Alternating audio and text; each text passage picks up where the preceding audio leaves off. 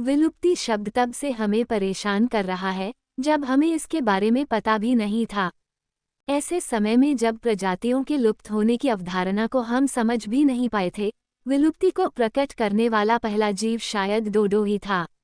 मोटा और उड़ने में असमर्थ ये पक्षी 17वीं सदी में मॉरिशस द्वीप पर यूरोपीय नाविकों को मिला।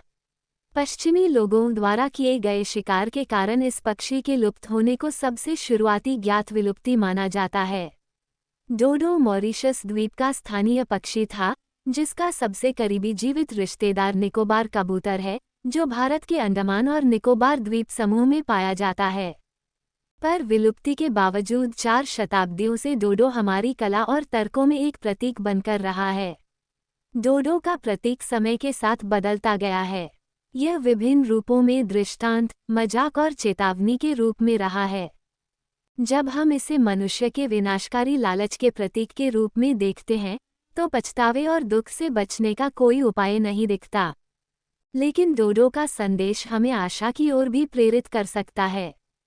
बेशक हम अपने पूर्वजों की गलतियों को सुधार नहीं सकते, लेकिन बची हुई प्रजातियों की रक्षा करने और उनका आनंद लेने के लिए नए संकल्प के साथ पारिस्थितिक दुख से उबर सकते हैं। प्राकृतिक दुनिया से संबंध बनाना बिल्कुल संभव है, जो हमें विकास की ओर ले जाता है। पहले डोडो लालच और मूर्खता के प्रतीक थे। बिना किसी सबूत के यूरोपीय लोगों ने कल्पना की कि डोडो खुद लालची पक्षी थे। चित्रकारों ने डोडो को पाप का प्रतिनिधित्व करने के लिए चित्रित किया, जैसा कि फ्रांज रोसेल वॉन रोसेनहॉफ के आफ्टर द फॉल में है, जिसमें एक निर्दोष छवि का शांतिपूर्ण बैल एक अन्य पेंटिंग में एक अशुभ अजीब डोडो बन गया।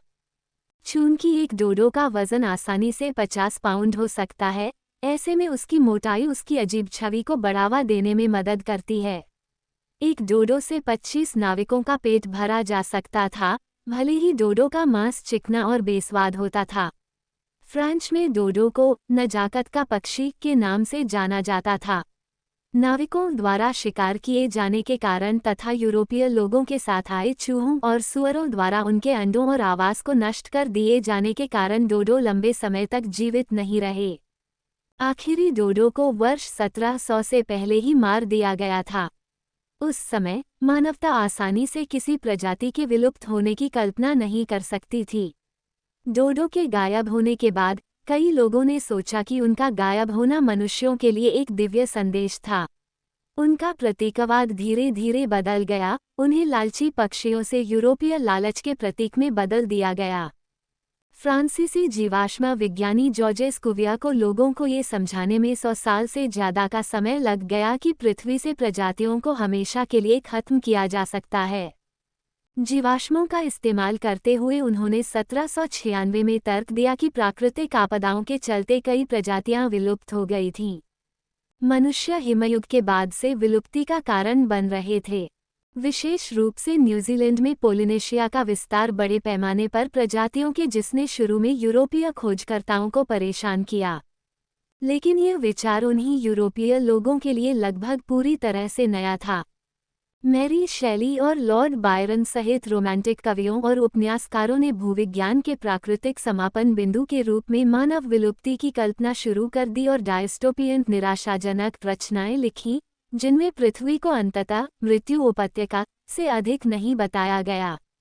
कुविया के 50 साल बाद जब शिकारियों ने 1844 में आखिरी महान ऑक्स को मार डाला, तो ये तथ्य कि मनुष्य सीधे विलुप्ति का कारण बन सकता है, एक और झटका था। डोडो के विनाश के बारे में एक नई समझ पैदा हुई, हालांकि इसमें हमेशा शोक शामिल नहीं था। 19वीं सदी के कुछ विचारकों ने मानव शक्ति के बारे में कहा कि यह इतनी महान है कि यह पूरी प्रजाति को मिटा सकती है। 1874 में चार्ल्स डार्विन और उनके वैज्ञानिक सहयोगियों ने मॉरिशस के औपनिवेशिक गवर्नर से स्थानीय कछुओं को बचाने की अपील में डोडो का हवाला दिया। डार्विन और उनके साथी उन कछुओं को नहीं बचा पाए, जो जल्द ही डोडो की तरह विलुप्ति का शिकार हो गए। डार्विन ने निश्चित रूप से डोडो के लिए शोक जताया, लेकिन उन्होंने विलुप्त होने को अन्य तरीकों से भी देखने की कोशिश की, एक रचनात्मक शक्ति के रूप में जो विकास के लिए आवश्यक है। उन्होंने लिखा, पुराने रूपों का विलुप्त होना और नए और बेहतर रूपों का जन्म एक दूसरे से घनिष्ठ रूप से जुड़ा हुआ है।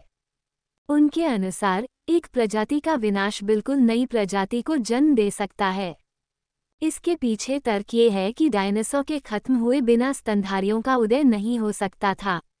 बाद के लेखक डार्विन की सृजनात्मक प्रतिक्रिया से प्रभावित हुए। एमिली डिकिंसन के लिए एक हड्डी रहस्यों को उजागर कर सकती है। उन्होंने लिखा, विज्ञान और कल्पना, घास के मैदान के सबसे नाजुक फूल का उपयोग कई गुना गुलाब और लिली और अनगिनत तितलियों के समृद्ध आवास के पुनर्निर्माण के लिए कर सकते हैं। ये सोच हमें अपने अनिश्चित भविष्य को स्वीकार करने के लिए आमंत्रित करती है। हम नहीं जान सकते कि विलुप्त होने के बाद क्या होगा। ऐसी अनंत संभावना भयावह है, लेकिन रोमांचकारी भी है। जीवमंडल उन तरीकों से बदल रहा है जिसकी हम कल्पना भी नहीं कर सकते। आज मनुष्यों के कारण अनेक प्रजातियों की विलुप्ति की गति तेज हो रही है। इस लंबी सूची में डोडो पहले से ही शामिल है। इसके अलावा 10 लाख प्रजातियां विलुप्त होने के कगार पर हैं। हमारी वर्तमान चिंतित करने वाली पारिस्थितिकीय वातावरण में डिकिंसन और डार्विन की तरह पौधों और जानवरों की शानदार विविधता से भरे भविष्य की कल्पना करना कठिन है, लेकिन यह असंभव नहीं है। लंबे समय से लुप्त हो चुकी प्रजातियों को पुनर्जीवित करने के बारे में सोचना भले ही बेहद आनंददायक क्यों न हो, कुछ वैज्ञानिकों को उम्मीद है कि प्रयोगशाला में पर्याप्त खर्च किया जाए तो डोडो भी वापस आ सकता है, लेकिन ये स्वीकार करना शायद बेहतर है कि प्रत्येक प्रजाति को सहारा देने वाले रिश्तों का जाल बेहद जटिल है और यह हमेशा बदलता रहता है। हम में से कोई भी कभी डोडो नहीं देख पाएगा, लेकिन हम उन पक्षियों को बचा सकते हैं जो अब भी हमारे बीच रहते हैं। जैसा कि डिकिंसन ने कहा, उम्मीद पंखों वाली चिड़िया है।